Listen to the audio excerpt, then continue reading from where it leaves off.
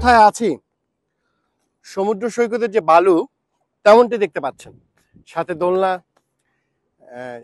আরো আছে গ্যালারির মতো ছোট্ট একটা শপ। পুরো মনে হচ্ছে সমুদ্র সৈকত আছে। দর্শক, তা না, আছি স্যার ভিভিয়ান রিচার্ডস স্টেডিয়ামে। এই স্টেডিয়াম সম্বন্ধে আপনাদেরকে জানাতে চাই বাংলাদেশ প্রেজেন্টস বিশ্বকাপ খবরে। আমি তাহমিদ অমিত আছি অ্যান্টিগা থেকে।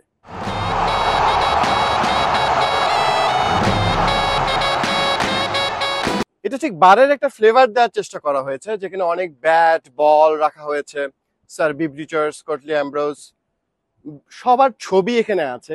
আমরা আসলে দেখতে পাচ্ছি সেই ছবিগুলো। অন্যরকম একটা আমেজ বলেছিলাম না, পুরো স্টেডিয়ামে আছে। সেই স্টেডিয়ামটা আমরা একটু দেখতে চাই এক পলকে, এক ঝলকে, একটা ফ্রেমে। যে স্টেডিয়াম আসলেই অন্যরকম একটা ঐতিহাসিক স্টেডিয়াম বলা যায়। যদিও ওয়েস্ট ইন্ডিজ ক্রিকেটের শুরুটা কিন্তু এই স্টেডিয়ামে নয়। আমরা যেটা বলেছিলাম যে রিক্রিয়েশন স্টেডিয়ামে যে গ্রাউন্ডটা দেখা ছিল, সেখান থেকে স্টেডিয়ামটা এখানে চলে এসছে। 2007 বিশ্বকাপ উপলক্ষে আসলে এই স্টেডিয়ামটা তৈরি করা হয়েছিল। স্যার ভিভিয়ান রিচার্ডসের নামে স্টেডিয়ামের নামকরণ করা হয়েছিল। 10,000 ধারণ ক্ষমতার এই স্টেডিয়ামটা সত্যি চোখ আসলে জুড়িয়ে যাবে আপনার এমন স্টেডিয়াম দেখার পর। এবং যেটা বলছিলাম যে এই স্টেডিয়ামে কিন্তু একটা অন্য ধরনের অনুভূতিও আছে। আপনাদের যারা ক্রিকেটটা ফলো করে নিশ্চয় মনে আছে 2009 সালের ঘটনা। ইংল্যান্ডের বিপক্ষে টেস্টে মাত্র একটা টেস্টের 10টা বল গড়িয়েছিল। এবং একটু যদি দেখি যেখানে ঘটনাটা ঘটেছিল, এই 10টা বল গড়ার পর ম্যাচটা পরিত্যক্ত ঘোষণা করা হয় সেই টেস্টের।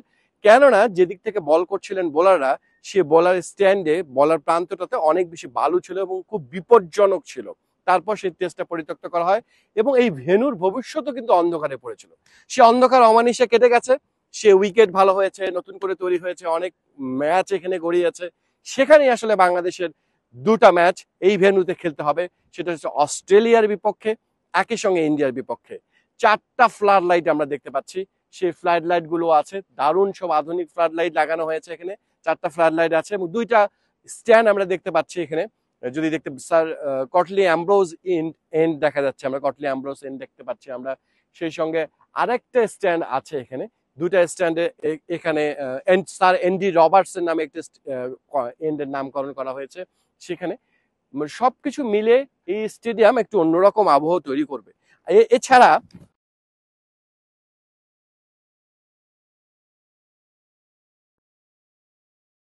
সেই স্টেডিয়ামের এই জায়গাগুলো পাথর, একদম পাথর দিয়ে এই গ্যালারি গুলো হয়েছে।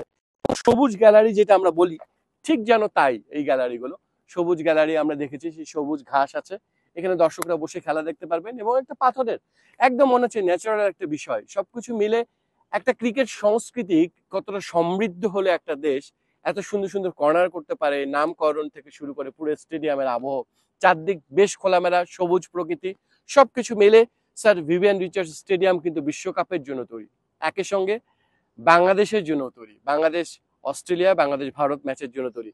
ফ্লাড লাইটের আলোয় কিন্তু বাংলাদেশের প্রথম ম্যাচ। সেই ম্যাচ শুধু ফ্লাড লাইটের আলো জ্বলবে না, কোটি ক্রিকেট ভক্ত বিশ্বাস করেন ভিভিয়ান রিচার্ডস স্টেডিয়ামে নতুন এক পথের যাত্রা শুরু করবে টাইগাররা। সে প্রত্যাশায় থাকছি। Tahmid Amit, Jamuna sports, Antigua, West Indies.